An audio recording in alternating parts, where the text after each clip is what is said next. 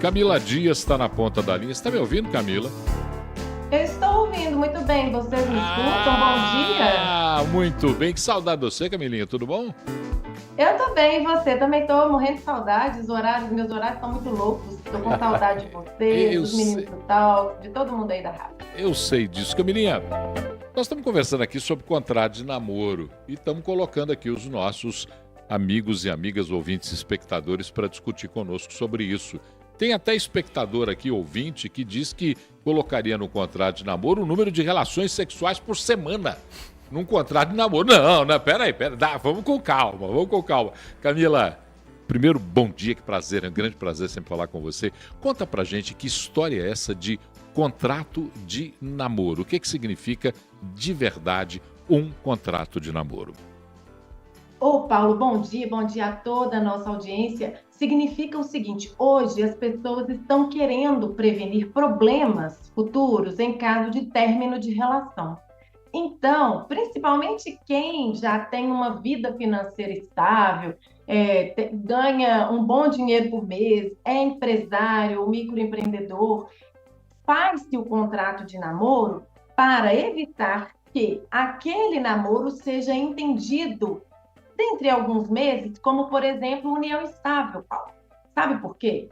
Porque a união estável, irregular, ou seja, eu começo a namorar e do nada o meu namorado vem e começa a dormir alguns dias aqui na minha casa. Mas na minha cabeça e na cabeça dele, nós estamos apenas namorando. Nós ainda não temos a intenção de constituir família, porque a diferença entre namoro, união estável e namoro e casamento é que tanto na união estável quanto no casamento a intenção de ambos é constituir família. E no namoro, não. No namoro, as pessoas estão apenas se conhecendo. Então, faça um contrato de namoro, não é para prever tempo de namoro, e nem para obrigar esse ou aquele a manter tantas relações sexuais por semana. Inclusive, esse tipo de cláusula, Paulo, não é cabível nem em contrato de casamento. Porque, não sei se as pessoas sabem, existe um contrato que se faz antes do casamento, que é o pacto antinupcial, e ele é obrigatório quando o regime de bens é o da separação convencional de bens. E não pode colocar uma cláusula dessa nem em contrato de casamento, tampouco em contrato de namoro. Então, o contrato de namoro existe para isso, para prevenir qualquer problema jurídico, principalmente no que diz respeito à partilha de bens, caso aquele namoro seja entendido pelas pessoas externas à sua relação, seus vizinhos, seus familiares, seus amigos ou futuramente um juiz, de que aquilo não é uma união estável, e sim um namoro. Camila, bom dia, Júnior aqui. Olha só, chegou a Bom pergunta dia, gente. de ouvinte. Eu achei essa pergunta muito interessante do Fernando. Se o namoro acabar antes das parcelas do presente que o outro deu, as demais parcelas seriam de responsabilidade de quem ganhou pagar? Se isso pode ter na cláusula aí do contrato de namoro? E ele também pergunta a partir de quanto tempo o namoro pode ter aí um contrato. Independentemente do tempo, não existe tempo para você fazer um contrato de namoro. Conheci uma pessoa hoje, comecei a namorar hoje, amanhã você já pode procurar um advogado especialista e redigir aí a cláusula. Por que eu falo de advogado? Porque senão você vai pegar aí, você na internet, dar um Ctrl+C, Ctrl+V e fazer um contrato, e lá podem ter muitas cláusulas nulas, anuláveis, que podem te trazer problemas futuros. Quanto ao presente, que for comprado a prestação, é possível pactuar, sim, desde que não fira a dignidade da pessoa humana e de que não haja cláusulas, por exemplo, de obrigatoriedade de devolução do presente. Eu vou citar um exemplo.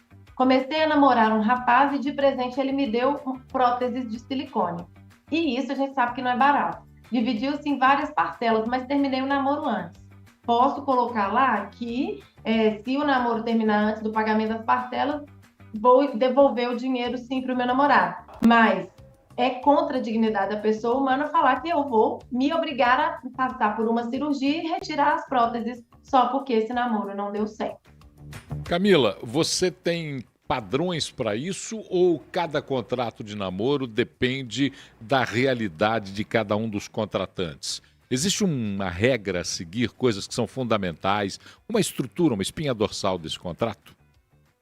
Sim, e a espinha dorsal deste contrato, ela está prevista, Paulo, nem é em direito de família, é no Código Civil, que diz sobre os requisitos de um contrato válido. E os principais são a boa-fé e um objeto que seja negociável. Então, um contrato que ele não é feito por meio de uma boa-fé, ele pode ser contestado no futuro e ele perde a validade. Então, a espinha dorsal é essa.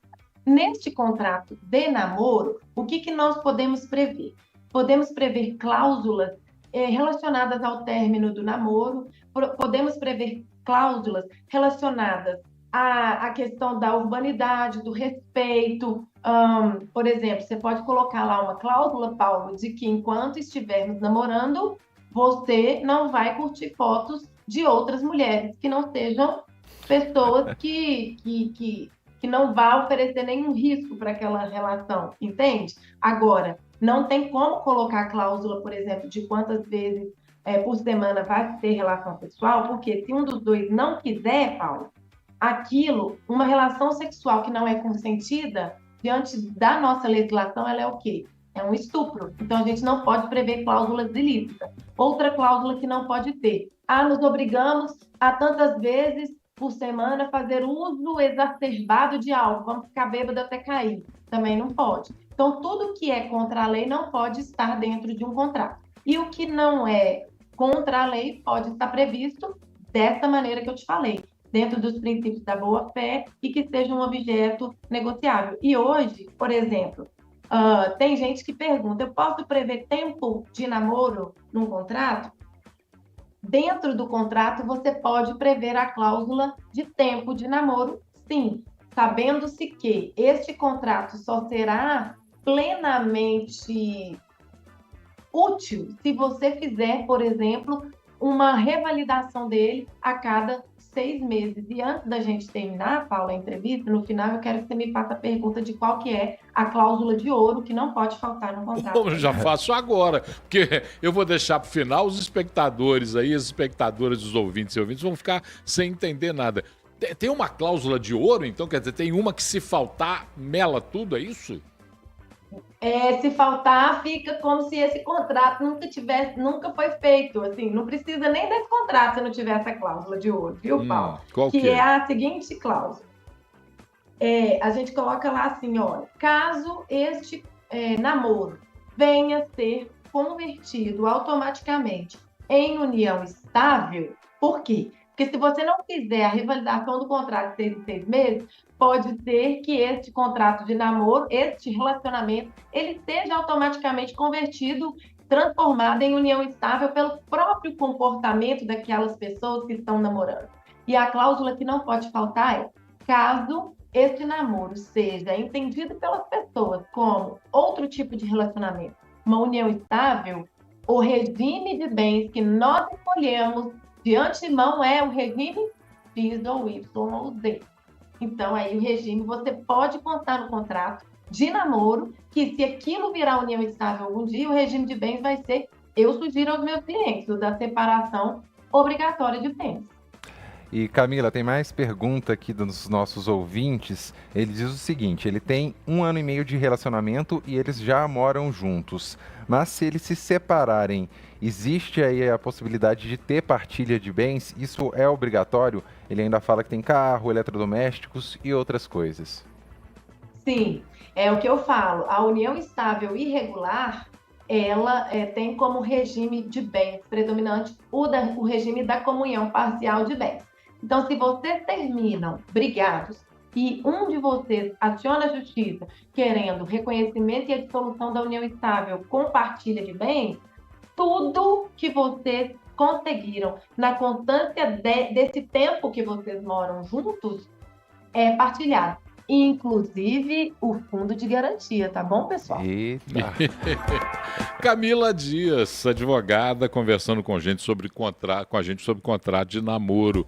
Camila, é isso aí. Eu tenho certeza que depois disso muita gente vai começar a discutir essa questão do contrato de namoro. É saudável, né, Camila, para terminar a nossa conversa, que é saudável que as relações sejam bastante transparentes e que tenham uma garantia, né, uma garantia de proteção mesmo para cada um daqueles envolvidos na relação, né? Paulo, e isso ainda é um tabu na nossa cultura. As pessoas não têm uma cultura preventiva. As pessoas preferem, deixa, depois eu resolvo. Ou, não vou falar sobre isso com ela, porque senão ela vai achar que eu estou interessada no dinheiro dela. Isso vale tanto para os contratos de namoro, quanto para os pactos antinupciais, quanto para os contratos intramatrimoniais, viu, Paulo? Qualquer dia desse me convida para falar disso. Você que já é casado, pode pactuar contratos com a sua esposa. Vai que tem alguma coisa aí que precisa ser mudada?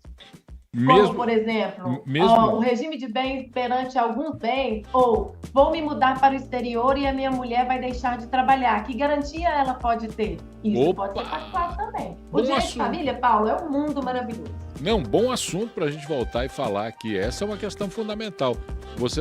Eu, por exemplo, não sabia, fui surpreendido agora. Você já tem um casamento, o casamento está lá, foi lá no cartório, já está tudo certinho, mas você pode repactuar isso, você pode fazer um pacto novo durante esse casamento. É interessante saber, porque eu particularmente fiquei surpreendido agora com a informação da Camila. Camila Dias, muito obrigado por participar com a gente aqui do Central 98, segunda edição, falando de contrato de namoro. Obrigado, grande beijo, ótima semana.